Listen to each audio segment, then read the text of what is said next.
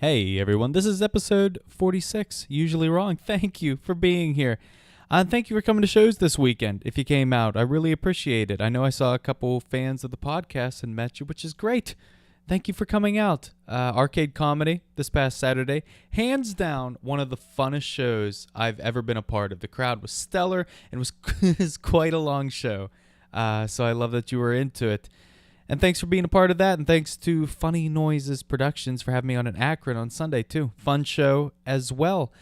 This episode is with Amanda Averell, who is a very funny stand-up improviser in the city. I've had the opportunity to work with her in a couple shows around, and she always kills. She's great. Check the bio for some dates coming up for her. I know she has a show 2 times a month, I believe, called, I think it's 2 times a month. Yeah, I'm pretty sure it is. It's called That Time of the Month at Arcade Comedy Theater. I say make sure you go to arcadecomedy.com, check that out, go to a show, because I know if a good majority of the proceeds, or maybe all of them, I'm not exactly sure, but I know it's for a good cause. It's for PAR, which is a really great cause, so check that out, and please do enjoy Usually Wrong, episode number 46 with Amanda Averell.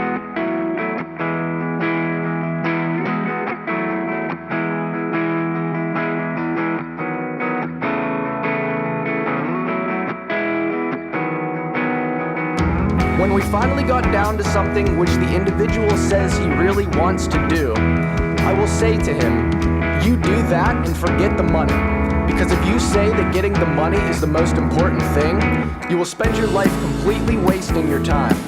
You will be doing things you don't like doing in order to go on living. That is, to go on doing things you don't like doing, which is stupid. Better to have a short life that is full of what you like doing than a long life spent in a miserable way.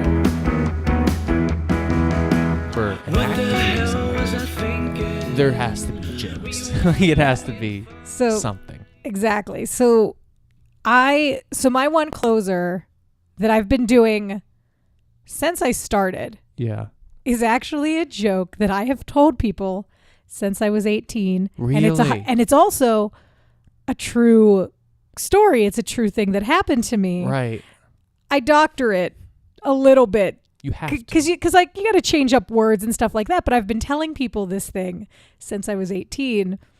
And it's been my closer ever since I started comedy, which is about almost 4.5 years ago. And it's about my mom, because it's a real life incident that happened. Right. And then she got mad whenever she heard it, because she's like, I didn't do that. I didn't punch you in the face. I'm like, no, you smacked me, but it sounds a lot better if I say punch. Exactly. Like, you are a performer. I was you like, have to make it an act. I was like, this word sounds better than the actual word. Yeah. Do you joke about parents much on stage? Because a little. I have. So I do a little bit about my family, like my mom, my grandma. I've got like a couple jokes here and there. My sister, my nephew, my niece. Like, I tell jokes about that kind of stuff, because my comedy is very much based. Most of my comedy is based in my real life. Yeah. Even though I'm such a huge fan of one-liners and writing late night style monologue jokes, quick stuff like that. Yeah. Like, my comedy is kind of a hodgepodge of things. Yeah. But like, a lot of it's just funny. Like, whenever my nephew does something stupid or something that he might not even realize that he's doing, and I see something funny in it, I'm like, oh, there it is. Like, that's what needs to be done. This is a God-given act. It's bit like, that I've been handed. Exactly. And for about almost 10 years, I worked with my mother. Oh, that's fun. We both worked at the same private ophthalmology practice. So I saw my mom every day. Yeah. Well, I work with my dad. I get it completely. Yeah. So like, yeah, that's the thing. And it's like, if you're taking like things that happen in real life, it just kind of crosses paths like that. There's nothing that you can kind of do to prevent it. Like, sometimes in those situations, sometimes it's easier to say coworker than mom, but it's also kind of like, well, it'd be really weird if my coworker knew this much about me now, right. isn't it? Like, but that is a weird thing too. I talk with my dad frequently about business, and it's a weird dynamic in that it's like you are not just my dad, you are technically my boss. Like, that's a weird thing to do. Your parents appreciate, like, does your mom, for instance, does she appreciate that you joke about her? Like, I joked about my dad, like he was a Methodist minister for a lot of years, and I talk about him giving me a sex talk. It's like a weird thing, right? Yeah. And I did not know how he would take that. He's like, I love it. Like, it's so funny. Does your mom get it? Well, my mom has seen me do improv once. That was 3 years in. She saw me do improv one time, and she has seen me do stand-up 2 times. Once in 2017, like right before Arcade was moving, I told her, I was like, look, this is where I've spent the last like 3+ years of my life, like every weekend, multiple days a week. I'd like for you to see the place before we move to our new spot. And then, so she did. She came to that show, and she liked it. She had a good time. And then this past summer, I did a show at Arcade Comedy Theater's new spot, and she saw, it was her, her husband, my uncle and my aunt came to see the show. Wow. Yeah. And this is the weird part, is that I had a joke about my sister and I sharing a room as a kid, and me talking about masturbating. Oh my God. And in the joke, I always like say, like, whenever there aren't people there that I know, I'm always like, thanks, Mom. That's what you get for making us share a room. And like, that made that joke sound way worse than it actually is. It's lighthearted. Yeah. It's lighthearted. We're not in the environment. No, it's not. Yeah, exactly. And and I was like, well, just told that joke in front of my mom, and like the audience just like lost it, because it was just so funny. And after that show, that was the first time that any of them except my mom had seen me do comedy. And they like my stepdad was like impressed. I don't really call him my stepdad much, because he's my mom's second husband, since or third husband. So I'm kind of like, ugh. Right. Because it feels weird, because I'm an adult. You are but the like, age like you could get married if you wanted. Yeah, it's like it's but like he was impressed. He's like, you're actually really good at this, and I'm like, well, I've been doing it for 4 fucking years It's so now. funny when somebody says you're actually really good at this. Like, isn't that like a slight like, all right, well, you're actually pretty funny. It's like, I'm glad that you had such low expectations that I was able to surpass them. Did you keep family from seeing you perform for a particular reason? Because my parents didn't see me for a year in. No, I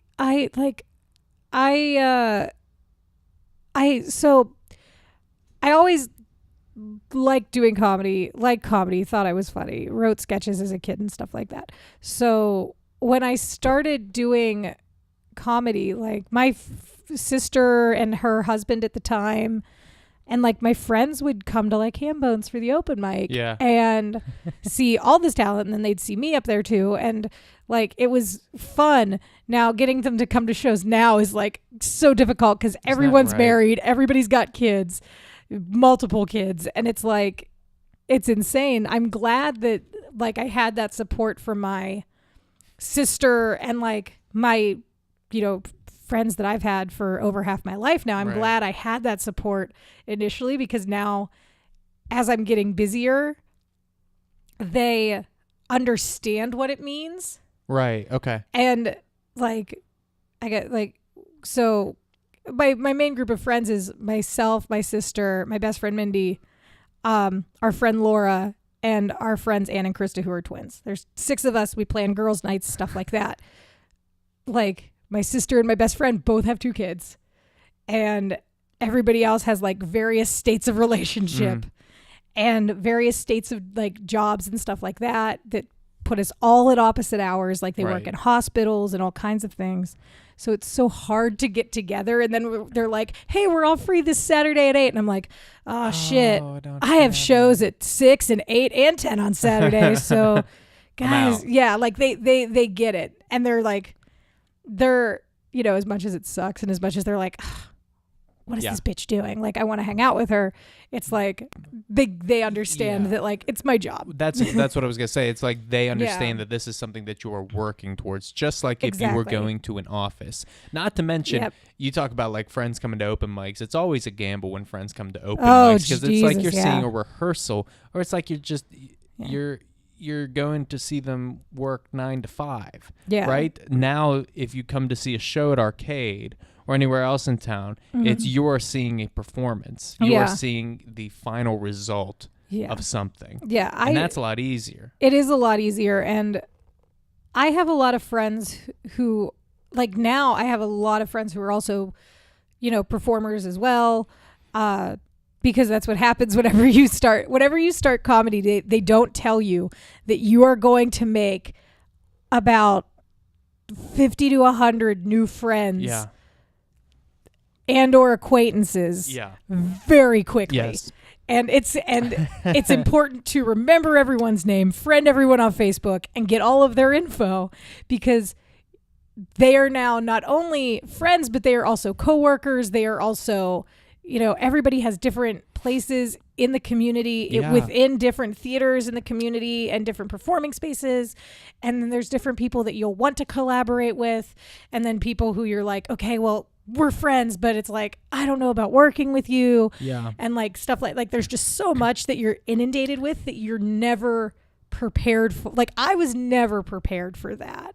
Coming into it. it, I never, and I kind of lose friendships initially coming into it as well, because it's like, well, you're not hanging out, you're not doing this. Yes. Everywhere, every night of the week, you're out at an open mic. Let's go somewhere that's not a fucking open mic. Yes. Like, can we go to a bar where they're not going to be bombarding me with jokes? Like, that's what friends. It was hard for me wanted. at first too, because the social scene at Hambones was very intimidating to me. Like, I could not talk to Derek Minto, I could not talk to John Dick Winters, Shane and Norm, to save my life.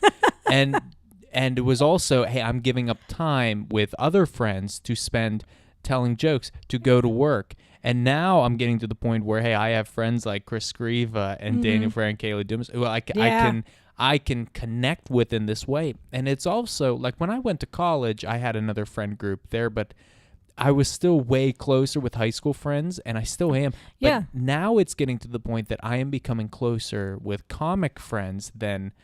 definitely more close with them than I was college friends, because comedians can relate on an intimate level, where it's we know the struggle of having to get up every night and sometimes eating ass. You know what I mean? Both literally and figuratively. Both yes. literally. So I'm very similar in that same respect. Like, my best friend group that I rallied off there, they're all people that I went to like junior high and high school with, except for Mindy, who I met at my first job when I was like 16. Like, I made zero friends in college. I have literally zero friends from college. Yeah. Point blank. And Derek Minto, who you mentioned, and I like this was the first night I did comedy. I had gone to Eclipse, which is now very defunct. They had an open mic there. I went there. Remember that? Yeah, no, Oh, that was was like it 4 before years me? ago. This Oh, was before okay. you. This is before your time. Well, This let me get grizzled here for a don't- second. Oh my God, back in the old days. Don't old man me. But there was an open mic at this bar called Eclipse, and my friend and I had gone there a couple times, and we'd seen a bunch of people there, and she goes, you're funnier than most of these people. Why don't you go up there and do it? And I'm like, okay. So I go and I do it, and I like it so much. I asked the guy who's hosting it. I was like, so where does everybody This go? was the first open mic? This is the first open mic I went. First time mic ever. Well, not yeah. This is my first time. First Okay. time doing it. Abbreviated story. I asked like where to go, and they're like, oh, everybody goes down to Hambones. Go see Derek's name on like the little chalkboard outside, and I had met Derek a decade earlier through a mutual friend. No fucking So way. I walked in there, this is and I so was fun. like, I'm hey, already pumped I was about like, this. hey, do you remember going to this underage dance club in West Virginia when you were like 19? And he's like, oh, and then we went cosmic bowling a couple weeks later. I was like, yeah. He's like, oh, you're that girl. And I'm like, yeah, I'm that girl. You're that guy. Oh And then my God. How like, did you remember each other? I have a shitty memory. So I have no fucking clue how seeing his name on that board sparked my memory. Like, I could see, like, I haven't seen my dad since I was 10. Okay. I couldn't pick him out in a crowd. Wow. But a decade after meeting this dude, like, I remembered his fucking name out of nowhere. That's incredible. Out of nowhere. And then, like, we started chatting. I started drinking more. I was already 5 mojitos deep to get me on stage the first time. 3 whiskey drinks later, I go up on Ham Bones. So my first night doing comedy, I go up twice in the first night. Okay. Wow. Was it because there weren't as many comics? I've heard that they, like, you would go on at the beginning and sometimes at the end of the mic just because there weren't enough people. Was it like that? Oh, I got there. Obviously, I got there too late to, like, sign up because the show had already started. But okay. like, I told him, and then we sat in the booth and we talked during the mic and everything. And he asked if I wanted to go up because I told him, I was like, I just did my first one. And he's like, do you want to go up? I'll put you up near the end. I'm like, yeah. Yeah. And because he asked me, like, are you sure? Because he watched me drink 3 whiskeys. and he says, and he said it, and I will never forget this. He's like, it was the craziest thing I've ever seen because as soon as you got on stage, you were instantly sober and coherent. Oh, that's so funny. And I'm like, so funny. I still got it. And I think it was like, it's just hilarious that, like, because whenever I went into it and I was going to do it the first time, I made a proposition to my one friend. I was like, okay, we're either going to go play trivia tonight or we're going to go and I'm going to try comedy the first time. She's like, oh, you're doing comedy, asshole. And I'm like, okay, good. Because that's what I wanted to hear. But I wanted to, like, you know, not be the determining factor. And like, I had, you know, I took out my notebook while I drank 5 mojitos, put my name on the list, took out a notebook, wrote everything down verbatim, word for word, because that's how I function. Because I'm a big believer in word choice. So, like, I will write out things. Yeah, I do the same thing. Yeah, and then, like, I just did it. And my thought was going into it, it's like, what's the worst that can happen?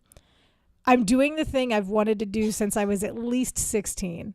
And if I hate it, at least I fucking did it. Yeah, you did it. Like, I could hate it, but at least I know that that's not what I was meant to do. And it started a fucking tidal wave. Oh, absolutely. Like that. Did you catch a bug immediately? Oh, instantly. That's why I went up again. Yeah. Like, it's one of the, like, and then the next night, Derek invited me to a party with a bunch of people. So I, again, instantly met like, and my friend Monica met me at the party because I was, like, leery about, I was like, I'm just, and like, he's like, Derek was cool. He's like, yeah, invite all these people because that's how Derek is. Yeah. He's like, yeah, everybody comes, be friends, everything. Like, he's the most personable, fun, inviting person ever. But I've only really gotten to know him that way in the last year because I've gotten more confident with the scene. Like, he was very welcoming to me, but he was such a figure to me in the scene, like running the mic, being very good. It was intimidating to me. I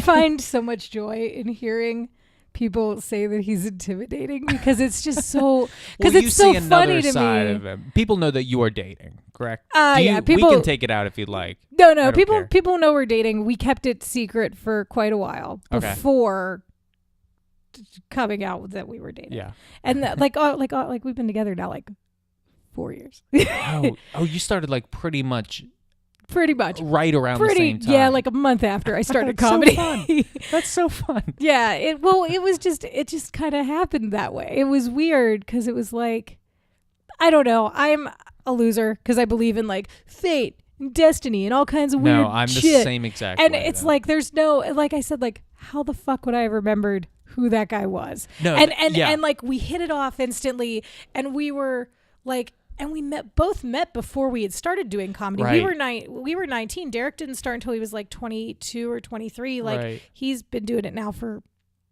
like over a decade. Yeah. And like, but we were both like, I always I told my friend Kate this because this is the friend that we met through. Kate's one of my friends from high school again. So, like, you know. Yeah. that's how Derek and I met. And I was like, I told her, I was like, it was kind of funny because I felt like, you know how like you tried to, whenever you're kids, you try to like couple people together. And I was like, okay, so it's a girl thing then. For the most part, it's like people will couple people together. It's like, oh, you both wear glasses. You two should be boyfriend and girlfriend. That kind of thing. Yes, I get that. Yeah. So I thought like, so I joked about it like back then. I was like, oh, you tried to couple us together because we're the two fat kids. Oh my God. And like, so I joked about it then, and I'm like, oh man, maybe that bitch saw something I didn't. I don't know. Because I mean, you know, it is a decade later. Like it's no, yeah. but I'm all about that fate stuff. Like I'll go into that all the time. It's just like too when you were telling me weird. that story, I resisted saying like, oh, it's fate. Like they brought you together. It was just too. It's just too many coincidences. Too weird. And the other weird part is that if we would have gone to trivia, Yeah. the guy who was his former roommate would have been running the trivia night that night. Great. Like I love that so much. because his friend Jared runs Radical Trivia, which is an award-winning trivia company in the city of Pittsburgh. But and Derek will occasionally host their trivia too. Oh, so if I would have gotten wrapped up in the trivia scene, Yeah. I would have eventually crossed paths with him anyway. That's so funny. I Which didn't even know is there was so a trivia weird. scene Oh, in the city. there's all kinds of scenes in the city. There's trivia, there's pinball, there's video games. There's so much nerdery in this in this city that I think goes unrecognized. It's very upsetting. But yeah, I mean, it's just so it's just like too in my mind. It's just too weird, and yeah. But I think about that stuff all the time. I started dating a girl, Monica, about 8 months ago. She went to Duquesne. I went to Pitt, but I spent a lot of time on Duquesne's campus growing up, and I'm always Derek went to looking. Duquesne. I know he did, and I'm always looking at like old pictures, like maybe she's in the background somewhere, like at a party or something. Yeah, like I love that kind of stuff. That's the weirdest. That is the weird stuff. Like my friend Monica, like I actually met her through my mom's best friend. And my mom has been best friends with this woman since they were in second grade. So very long term. I met my friend Monica through this woman. Turns out she dated one of my high school friends, like back in like middle school. No way. And I was just like, holy shit. Like it's just like all the paths kind of, especially in Pittsburgh. Pittsburgh is it's a major metropolitan, but man, if we are not in the backyards of everybody else in the city, person. right? Like it's just, I know that if I were to play like 7 degrees of separation with most people in this city, somebody has fucked somebody that we know, or something has happened. It's crazy. Like, or works with somebody or whatever. Like it's all tied together in the weirdest little bow. I dated this girl a couple years ago, and it's not fake because things ended poorly, but in high school, I'll tell you. So in high school, I was in the marching band, and we went to Disney, and we were going to get shirts for the trip, and nobody could decide the color of the shirt. They either wanted orange or green, and they couldn't decide. So I remember sitting in the gymnasium. What shitty colors. Listen to me. In the gym, they brought us all together for the unveiling of the t-shirts, and what they did was this neon orange with neon green lettering. They were the ugliest shirts of all time. Cut to dating this girl. She was from New Jersey, and we were talking about this trip and everything. She was like, oh, I was in Disney as well. I forget when it was, but I was there for chorus. And the only thing that I remember about this trip was there was this marching band that had these ugly ass shirts. They were orange with this neon green lettering. I'm like, motherfucker, that was me. That is hilarious. I love that kind of stuff. That's so funny. There's that kind. I feel like there's that kind of stuff everywhere. Not to get too hippy dippy. I do believe in like energy, things like that. This is the hippy dippy podcast. And like, seriously, I'm very like, my brain is it's a very awful split between type A and type B personalities. What do you mean? Like, because I like certain order and I like certain things, but I'm also an organized chaos person. So like in my head, it's like, well, you know, that stuff doesn't really exist. and all this whatever science facts and stuff. And I'm like, but I feel like people give off energy and blah, blah, blah. Like, have you read the book, The Secret? Ask, Believe, Receive. like part of my brain is like that silly stupid that it's like, that it just feels that way sometimes. It's like there are certain things that occur that have no explanation, and that, like, I don't know how to explain those things. See, get it? No explanation. And I just like believe in those energies and things like that, and deja vu and all that weird stuff. Yeah, I really like thinking about that stuff too. I grew up very religious, and I'm really interested now in not having every answer. I really enjoy that. I like not being able to give you an answer for everything that happens in my life. There's part of me, I completely get what you mean split between part A and part B of the brain, but because I like order, I like structure. And then some bullshit part of me is like, but I'm also an artist. And I like I like creativity, and that's not necessarily something to get in order, right? Like, I split my brain that way too. Yeah, it's really interesting. See, I am not religious. I left the church when I was like 10. Yeah.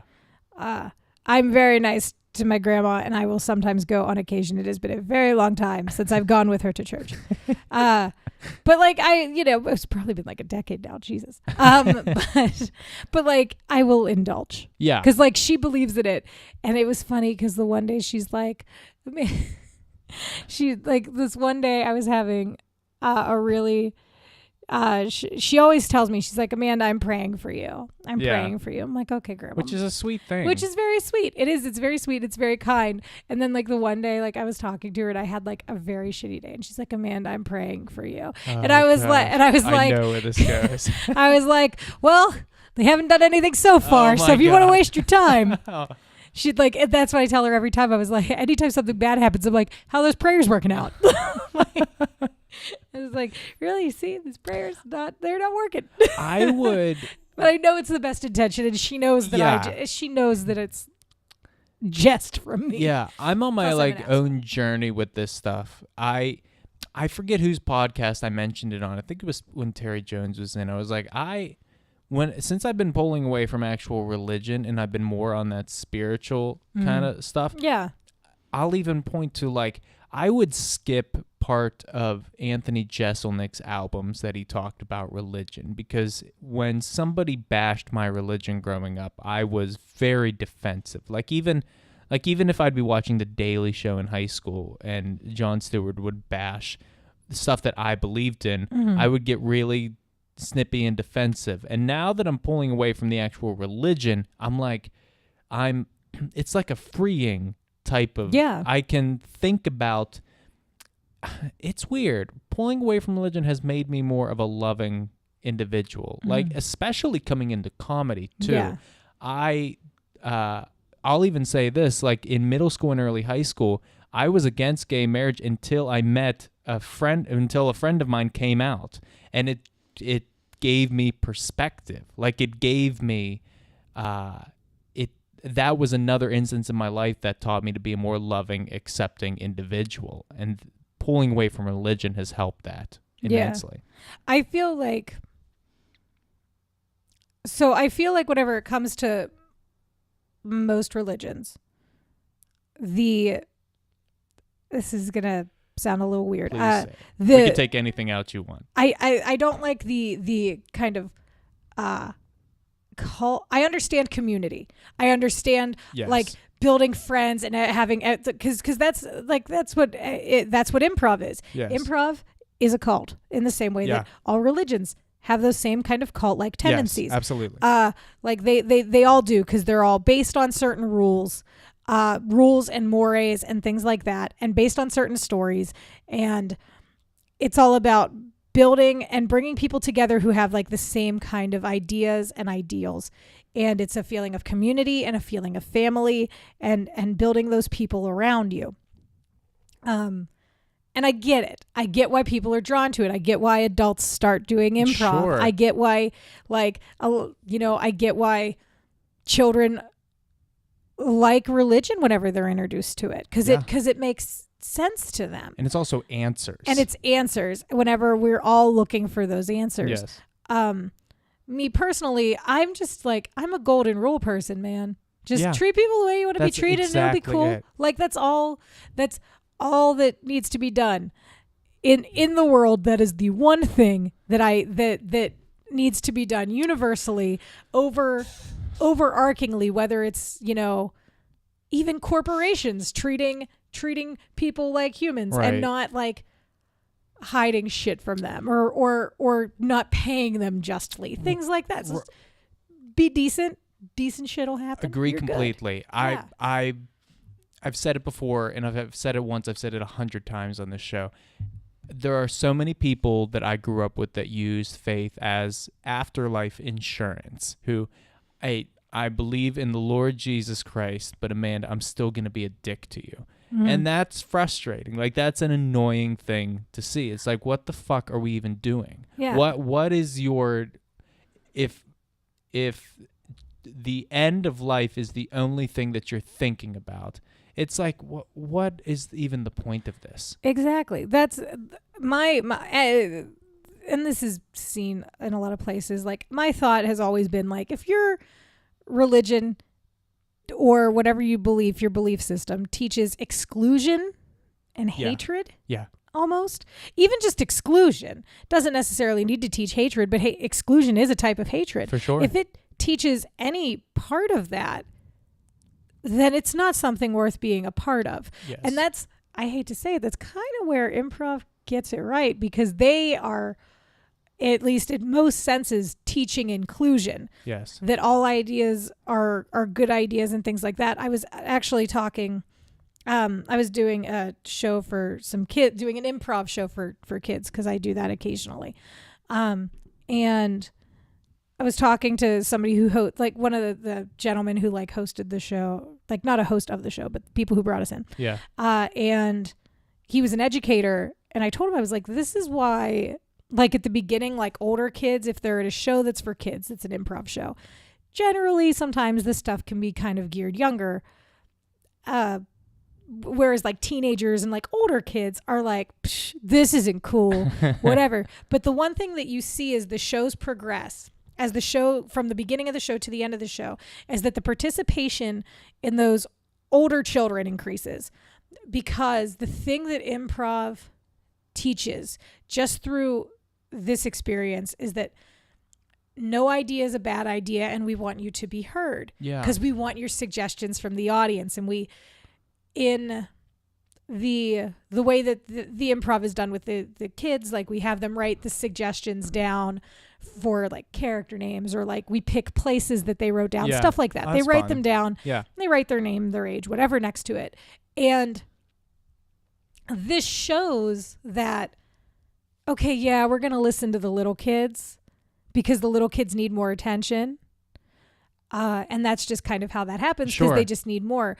I feel like if you're a person who or if you're a kid who's, let's say like a middle-aged child, you know what I mean? I understand. Like in that like weird like teenage place, teen and preteen place, it's like, ugh, my little siblings get all the attention, and I'm not an adult, and they don't value my opinions. You're in this weird space. You're in this weird space where you feel like your opinions and your thoughts and everything that you say doesn't really necessarily have value. Yeah, not to mention you're anxious and stressed and growing. Exactly, because let's face it, if you're sitting in the car and your 5-year-old sister is freaking out because she wants to go to McDonald's, and you're like, man, I'd like to go get pizza at Pizza Hut.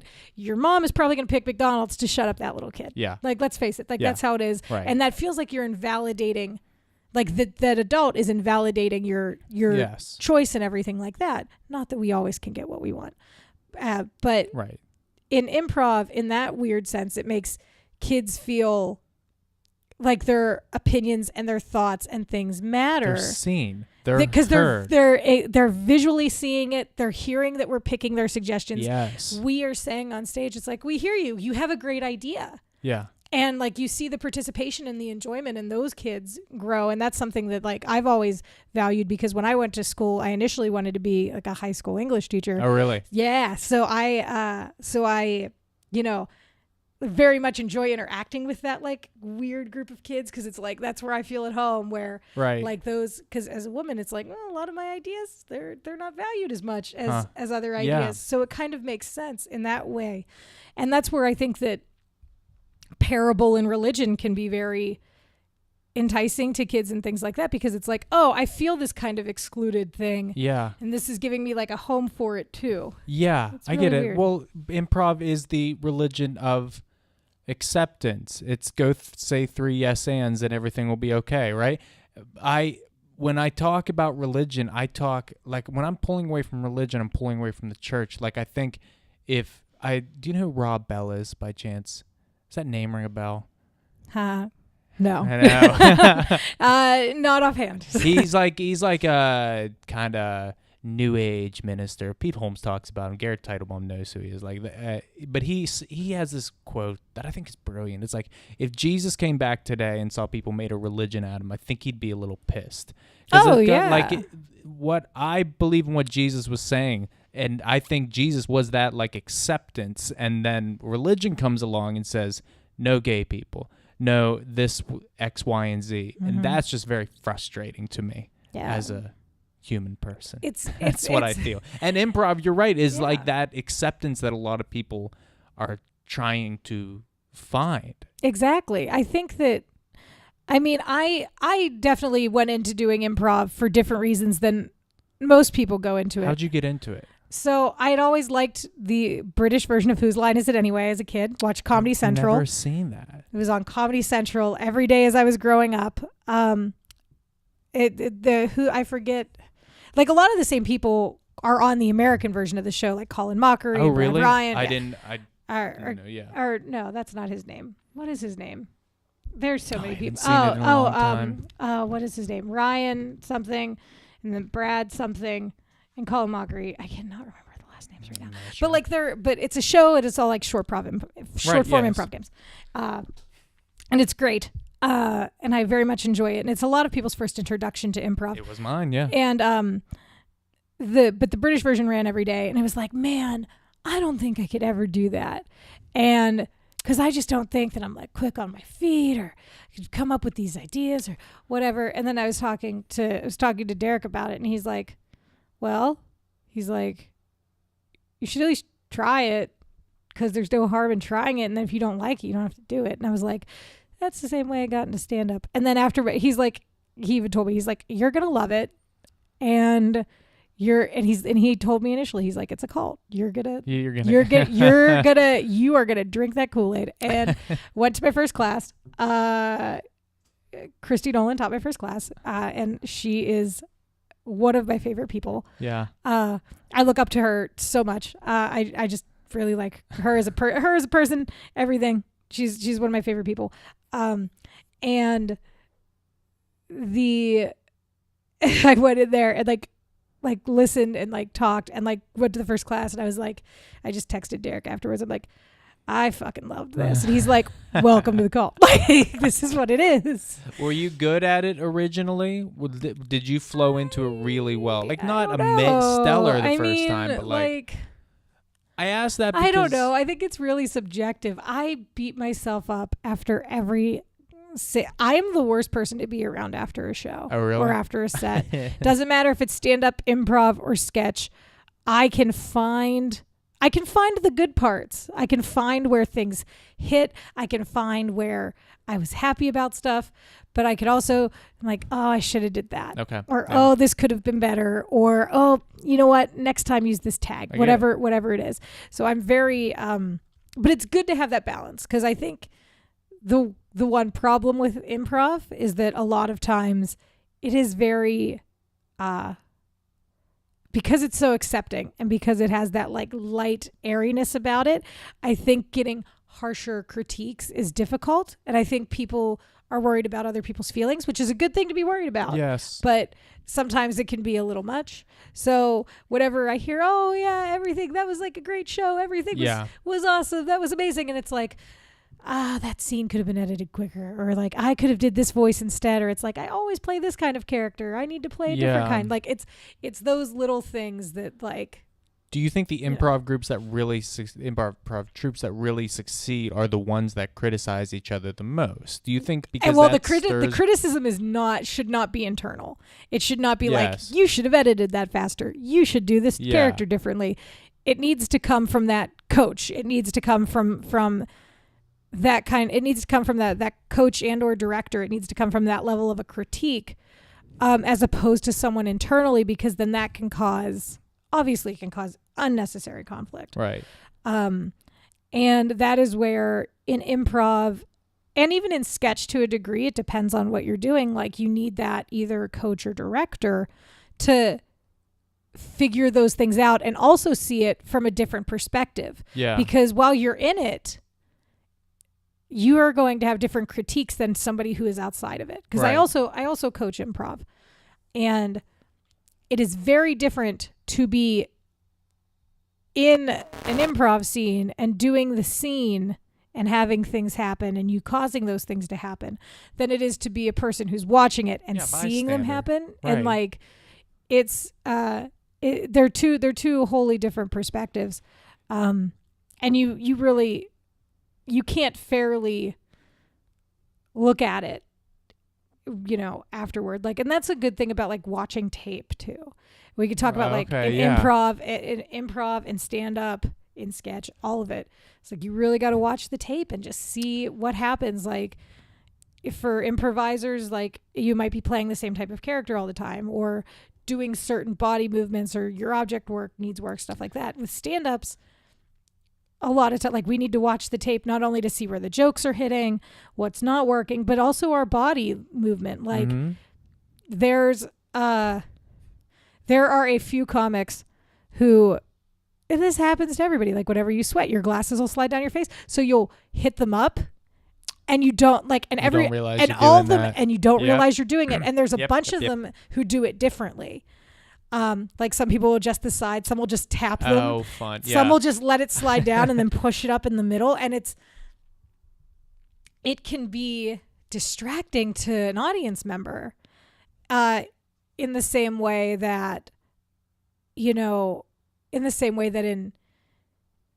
improv, certain things can be distracting to the audience, just like little things that you don't realize that your body's doing, or like playing with like the mic cord in a weird way. Yeah, well, that's like that. a beginner stand-up thing that you kind of you have to get over. It's like playing with the mic cord. Well, no, I feel like we all have those body tics, and it's a constant struggle that we all have to work on.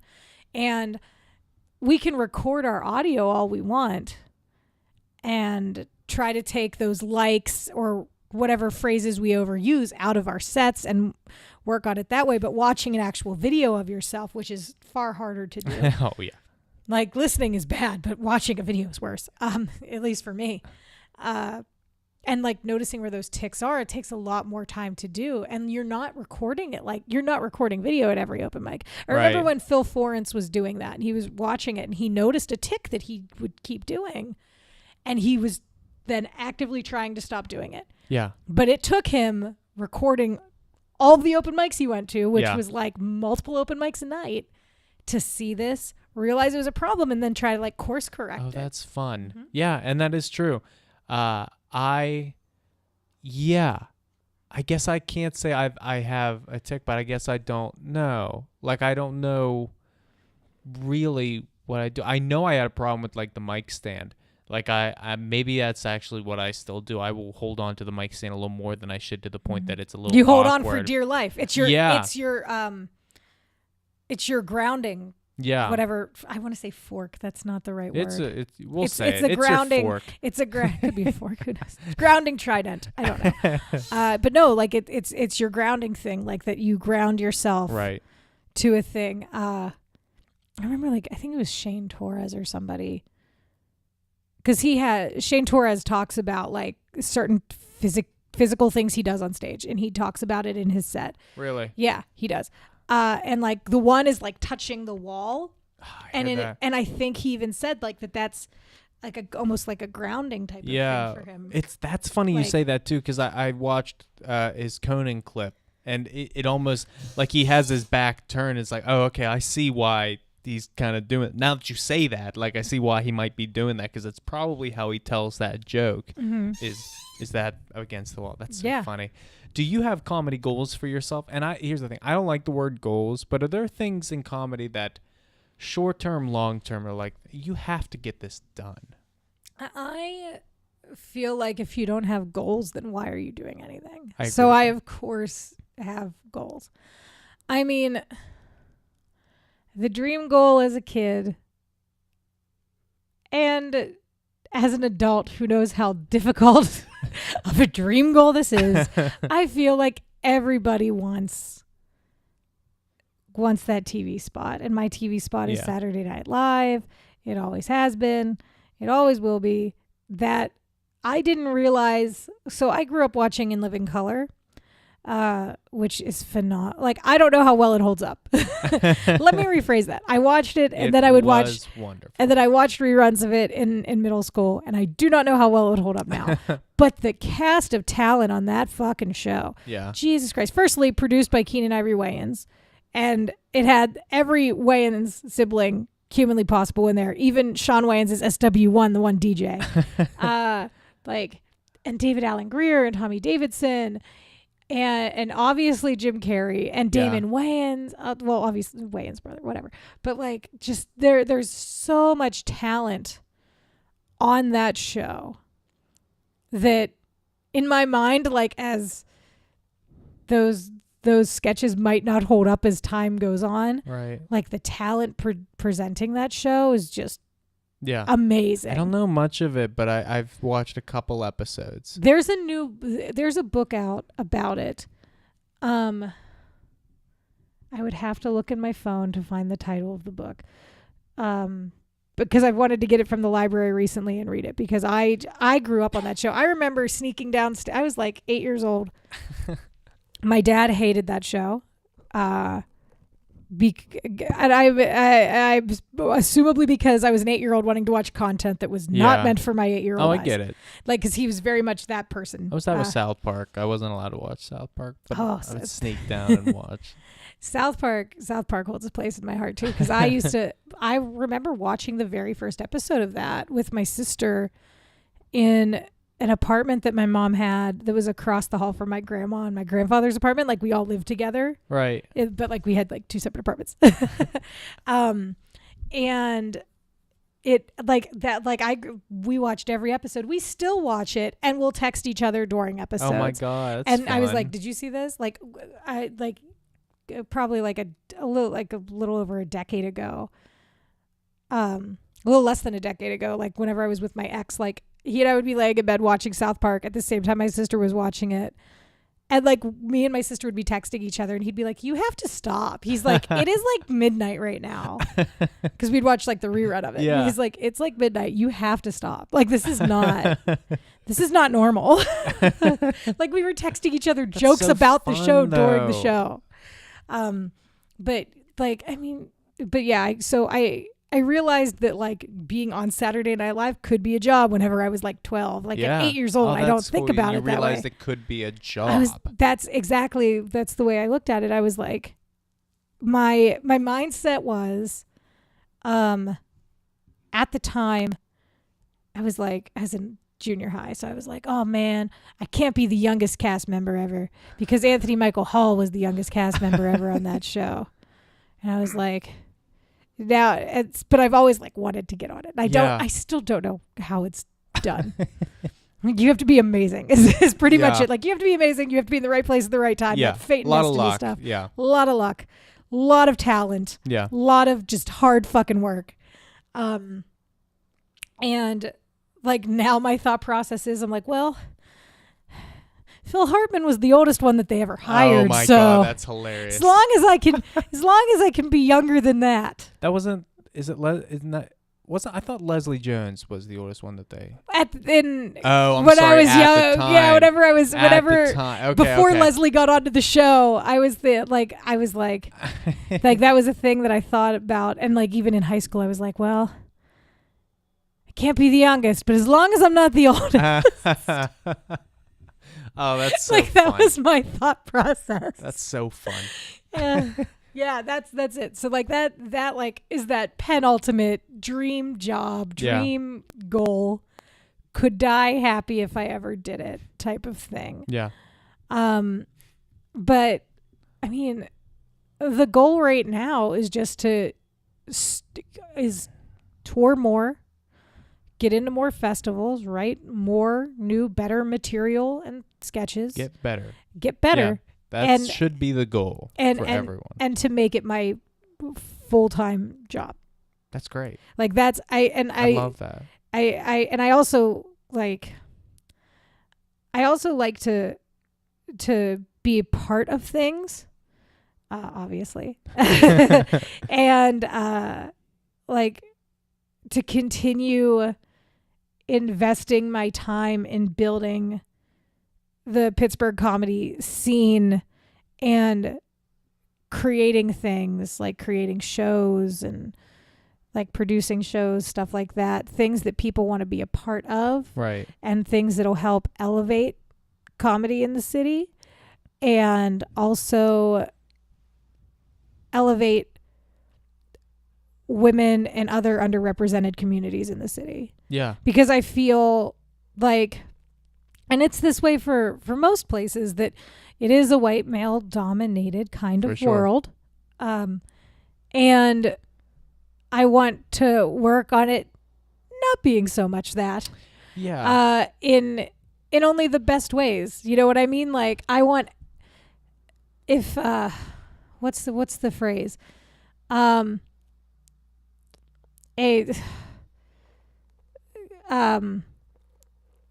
Something like a rising tide lifts all ships or something to that effect. Yes. To where like if one person is coming up, everybody else should be elevated at the same time too. Right.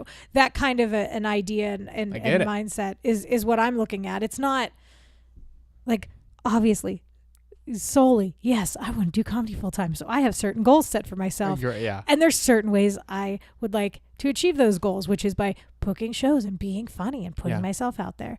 But I also want this scene in Pittsburgh to just keep elevating and expanding and growing and getting funnier and, you know, and in the best ways and showing more diversity in our scene and things like that as well. So like where I can kind of build those things, it's very exciting for me too. I love that so much. I run into the question in my mind. No, I'm not, it's not even a question. I hate when especially local podcasts will have a female comedian on and talk about the female comedy is a struggle in Pittsburgh, because I think like we're past it. You can call me on my shit on this, but like I think we're past that. I think not necessarily with everybody, but in my opinion, it's there. I think the Pittsburgh comedy scene, the women in this scene, are so much funnier than a lot of the fucking guys here. Do you understand what I'm saying? Oh yeah, I do. Yeah, I understand that 100%. It's a really interesting dynamic that it all kind of has. Yeah. Continue with your statement and then that's kind of all I had to say. Like, I just don't like that question. It's an awful question. 'Cause like the question of like, what's it like to be a woman in XYZ field or XYZ thing is the question we all get asked. Yes. And it's kind of like, well, what's it like being a dude in that scene? Like, what can you tell me about that? How does your genitalia make it different from mine? Or how does your whatever make it different from my experience? And it gets annoying because the question is asked very frequently. Yes, it is. I've been asked that question myriad times. But and as a scene, I feel like we are lucky because there's a lot of support for the overall comedy in this scene from any and every marginalized group, not just women. Yeah. I mean, like we, like shows aren't, there's a lot of place, like there's like this like standard to booking that like a lot of people think it's like, oh, well, and this isn't just a Pittsburgh thing. This is you see what those posters look like. You see what every one of those posters look like. It's like, okay, white guy, white guy, white guy, white guy, black guy, and a woman. Yep. That's it. That's what they one. And a lot of those, you know, and it's you know, it's being booked almost as like a token player, you know, and in the city of Pittsburgh, our shows are diverse, but they're not booked solely on that. They're also booked based on merit. Like they should be, right? I would, if there's a comic, if I'm putting together a show and I'm wanting to put together the best lineup, I'm going to put together the best lineup regardless of what it looks like on that, you know, diversity pamphlet from CCAC. You know what I mean? Like it's going to look exactly. It's going to be all talent out the door. Yeah. But you know, and if there's somebody, and like at the same point, like you have to look at it this way. It's like, is this person ready to be booked for this amount of time or booked for this or booked for that? And it's a hard balance as somebody who books shows to like be like, okay, well, I need 15-minute spot. Everybody else, I like, can this person do 15? Like, can this person do what I need them to do? Like, I'd rather it be based on that. Yeah. As opposed to, as it should be with anything. Isn't that the struggle that we're just facing in society? Like, I don't know anything about it. But the problem with that, though, is that it becomes like, that's where it becomes like the boys club. It's like, oh, I'll book all my friends on this show. Because there are definitely people who do. There are definitely people who do that in every comedy scene. But in this scene in Pittsburgh, I feel like there is a lot less of it. And a lot of it is like, no, we're booking people who can go. Like there are people you've seen other scenes a lot more than I have too, right? Yeah. Like, oh yeah. There was a when I went to Vegas with Derek for some shows. I was not on the shows, but he introduced me as a comedian to these people. And they would not talk to me. And they only talked to him. Oh, my God. And in Chicago, I was at a club. And the show that I saw had no women on it. And I understand, like, so there was like a bunch of people coming through town. So there were like a lot of out of town, like, guest spots on that show. So I get it. Yeah. But like there was also 4 or 5 white dudes in their like 50s or 60s telling jokes about HBO and Bill Clinton. And the guy brought him up. He's like, oh, this is my friend. We're giving him an extra spot. It was supposed to be 10 people, and they put on 12. They put on 2 of their friends. Oh, my God. And whenever I went, and then during, like, after Derek's set, like, almost whenever the show was over, I had already paid my check where I was sitting. So I went and I stood next to Derek and was talking to him for a second. The one server there came over to me, and he went, excuse me, ma'am, this is areas for comics only. And I'm like, oh, really?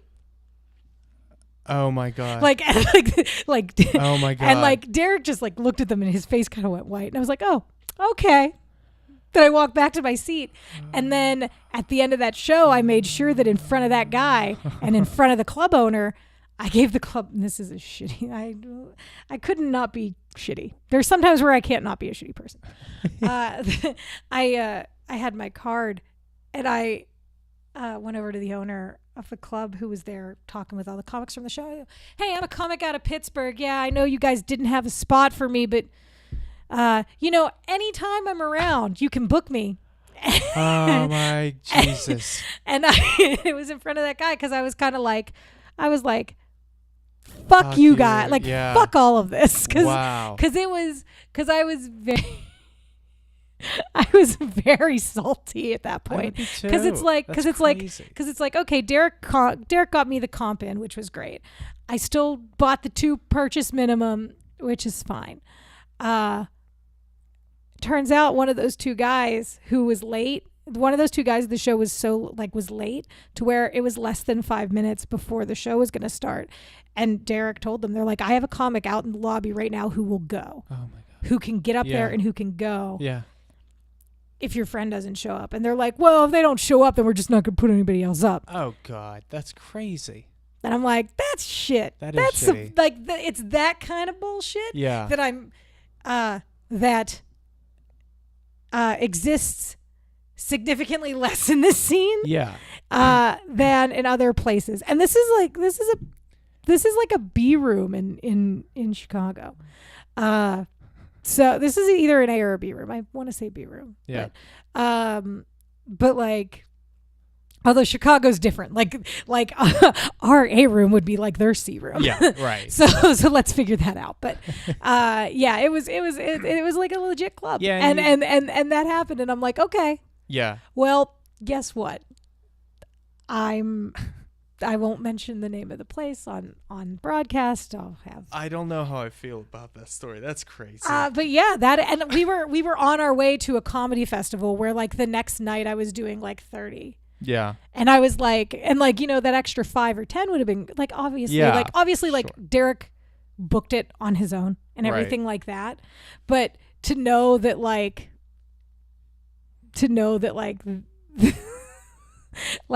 it really, to be treated that way, like I was a chuckle fucker because Yeah. I went over and talked to the comics afterward. That's it's like, wild. you have no idea who the fuck Yeah. not one of those like, you don't You know don't know who who the I hell am. I am, You don't know girl. who I am.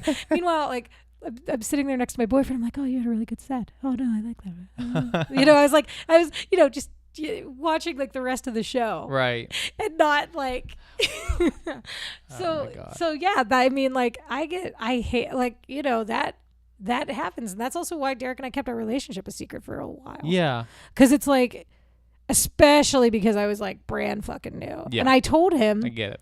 I was like, before we started dating, I was like, I don't want to ever get booked for something because I'm your girlfriend. Yeah. I want to get I booked get because I'm good. I get that. And- Yeah, it's the and- merit of it. And I did. Like I got booked because I was good. And Derek took a year and a half of me doing comedy because my schedule got booked so heavily before he could even put me on stage, Yeah. like in a show, which was also great because it's like, oh, that's added validation Right. on top of it. But yeah, like it, that was always like my thing. It's like I never want to be just known for that. Yeah. And I like, get it. but then in other places, it's like people outside, like, but that's also the thing too, is like, I can go to another city and there's no presumption that they don't know, our relationship, whatever. But like, it's great because then it's like, oh, you don't know, we could just be on tour. Yeah. Like Right. that's all that it is. So that it's an interesting dynamic. I feel like in this city that there's a lot. God, hopefully it keeps growing and there's a lot less of it to where it doesn't exist. Yeah. I almost said almost doesn't exist because, like, let's be real, there's always going to be like everybody's going to be have the some one or two. nepotism and Yes. stuff like that.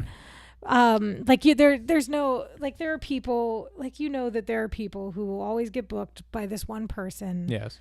Sure. regardless of whether or not they've written a new joke in the last decade, because that happens. But there's still, but I feel like there's just such a great amount of talent in this city that most of everything is booked and based on merit. I completely agree. And hopefully it is. Hopefully it continues to grow that way. Yeah. I mean, because it also speaks to the scene, because if you are going to book something, say you book a room and you book someone because of whatever reason, but also because you think that they're going to be like a bringer and bring a bunch of people. Right. That's great that they'll bring people. But Doesn't help your if the show. show doesn't have good quality talent on it, if you book a show and it's a bunch of like newer, untested type of things, And that's a lot of people's first introduction to Pittsburgh comedy because it's in like their local bar. It's coming to their neighborhood. That could also possibly sour a scene. It could deter them from wanting to see comedy, from wanting to go and experience other venues. Other than you had ulterior motives than just making a great show. Exactly. Like I feel like as a producer, your job should be to want to put on the best show possible with the best talent possible. Yeah. And to have it run as cohesively and as smoothly as it can. I agree. And that's where Burning Bridges Comedy Club is great. Yeah. Absolutely. Because that is the intent that Derek has always gone into shows running and that John goes into shows running. Right. That's the intent there. It's not, well, we got all the, we'll comp all these tickets. We'll have drink minimum. Right. We'll do this. We'll put up anybody just because they're going to put asses in seats. Yeah. Like, it's bullshit. Yeah, it's bullshit. That's why like the Burning Bridges model works so well because you're paying cover. You're going to get a good show. Yeah. Generally nationally touring acts. Right. And there's not that impetus of like, well, we got to worry about our bar sales. We got to worry about our food sales. We got to worry about that. I agree. Like their job in that respect is to put on the best show possible. Yeah. And those other things will just come along with it. Yeah. And it'll build an audience of people who want to see comedy, people who want to go back there for a night out. Yeah. People who, will go to open. Like you've been to Hambones on a Thursday and seen that room packed out. Absolutely. This past Thursday, it was packed out. No comics were able to sit in the room. Yeah. I've done many, many open mics there on a Thursday night. Just like that. And it's packed out and you're not doing jokes in front of comics, which is a feat within itself for those who listen who aren't comics. It's pretty impressive. And then those people come back every week. My friend Monica and other friends too, like they won't necessarily like go to shows on Saturday because they're either in shows or stuff like that. Right. But like, man, she'll come down on a Thursday and she'll sit in that room for a little bit and then like she'll hang out at the bar for a little bit and like go back to watch more comics. Exactly. It's a great design. I agree. and the putting up the best people and doing the best that you can is what it should be about. It should be about that. It should be the merit. Well, it's great. We're at an hour 10. So this goes fast. It goes out fast. So let's end with this. So this is a light question. Have you listened to any episode? I don't give a shit if you haven't. No, I have not. Okay, that's fine. Okay. So I asked this question at the very end. I started dating this girl, Monica, like I mentioned about 8-9 months ago. Okay. Her friends asked me this question and I got the right answer. They were like kind of like probing me, like, is Nate a piece of garbage or is he fine? Well, you're a comic, so I'm a comic. we're assuming you're garbage. I'm a garbage. I'm a garbage can. Yeah. So this is the question I'll ask you. So, Amanda, you're at a bar. Night is going terribly. The bartender has poisoned 8 people's drinks. There's fire everywhere. Quicksand swallowed up 11 Asian people. It's a bad night. Oh, right? wow. Okay. Awful night. Yeah. But it is also karaoke night, and it is your job to save the entire night. What song are you singing?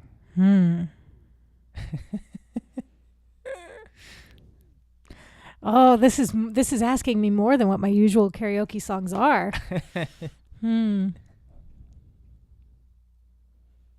Okay, qualifying question. Is this bar in the city of Pittsburgh? Yes. I'm going to say yes. Okay. Well, if it's in the city of Pittsburgh, I'm going to sing Renegade by Styx. Oh, that's great. I've never had anybody say that. You're like 50th episode. I've never had anybody say that. Why? Renegade by Styx is just a Yinzer. It has become adopted as a Yinzer anthem. It has been. So like I feel like that's a good one. My personal karaoke favorites are Thanks for the Memories by Fall Out Boy, which I think would have been horribly ironic and funny in that situation. Oh, that's really funny, actually. That's actually hilarious. Thanks for the Memories by Fall Out Boy. I'm a huge Fall Out Boy fan. I am too. So that's my tattoo. It doesn't say... Oh, that's fucking great. Everybody thinks because they see the side, they think it says Yingling or something. But no, it says Going Down Swinging. Oh, that's great. Which this really plays well on something audio based. Yeah, all right. And then, yeah. I mean, you should also maybe sing Don't Stop Believin'. No, you shouldn't. You shouldn't. Oh, you're so angry about that. I am. Do you have anything you want to plug? Let's see. So this will come out not Monday, Thursday. Yours will come out 2 Thursdays from now. Oh, I don't. Okay, well that's fine. I have a monthly show. So yeah, so I produce a show every month. Well, it's been every month so far down at Arcade Comedy Theater called That Time of the Month. Mm-hmm. It is a variety show featuring improv that is based off of stand-up, as well as video sketches. For the month of December, it's the 22nd. We will have a date for January, hopefully soon. And each month is also a fundraiser for different organizations. In the past, we've raised funds for PAR, which is Pittsburgh Action Against Rape, the Center for Victims. This month in December, we are raising money for we're doing like a sock donation drive for Mercy Hospital. So bring socks. That's fun. Or donate to them. Please donate to them. Because the winter time is the worst time for homeless people, and like they need things like socks or like gift cards for like Walmart and stuff, so that way they can purchase those things. Right. And like our first organization that we partnered with was Sister Friend, and we collected product for I hate calling them feminine hygiene products because it's not hygiene and whatever. We collected tampons and pads and all those things, and then they get distributed out in the community to schools and stuff too. So we do it as a fundraiser every month. We pick different organizations each month to benefit. So if you want more information on that, you can look for That Time of the Month on Facebook for our events. Or you could look for me at Amanda Averell Comedy, or Amanda Averell on Twitter and Instagram. That's great. That's it. That's wonderful. Thank you right. for doing this. This is Thank great. you for So having you me. get to sign us off. You get to say anything you'd like. I've had people swear at me, say inspirational shit, say whatever you'd like. Oh, that's I'm not a good closer. How about just go out to a comedy show and be okay with paying to see comedy? Be okay. Be okay with paying to see comedy. Because if we're charging you money for it, it's probably pretty good. BurningBridgesComedyClub.com. Yes. I think so. Yes, Because I think I fucked it up for BurningBridgesComedyClub.com. John Dick Winter's Yeah, episode. BurningBridgesComedyClub.com. Any of the comedy clubs any of the comedy theaters in the city, or Burning Bridges Comedy Club. That's awesome. Thanks, Amanda. I would die for you.